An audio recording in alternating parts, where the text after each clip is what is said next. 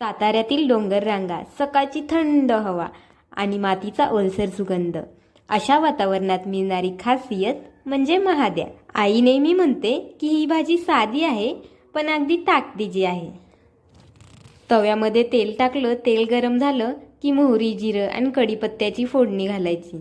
त्यामध्ये एक मिरची टाकली की ठसका उठतो. मग टाकायचं थोडंसं हिंग आणि कांदा बारीक चिरलेला. छान असा परतून घ्यायचा आणि त्यामध्ये घालायचं चवीपुरतं मीठ आणि थोडीशी हळद. 1 चमचा कांदा मसाला घालायचा आणि छान असं परतून घ्यायचं. गदगद हलवून झालं की नाही, मग घालायचं त्यामध्ये शेंगदाण्याचं कूट. असं चांगलं 5-6 चमचे घालायचं शेंगदाण्याचं कूट. छान असं हलवून घ्यायचं आणि थोडंसं घालायचं त्यामध्ये पाणी आणि झाकण लावून ठेवायचं 5 मिनटं. एकदम कमी गॅस ठेवायचा आणि मस्तपैकी शिजला की नाही की झाकण काढायचं. मस्त असा झणझणीत महाद्या तयार आहे. छान असा हलवून घ्यायचा आणि भाकरीसोबत खाऊन फस्त करायचा की नाही. खरा गाव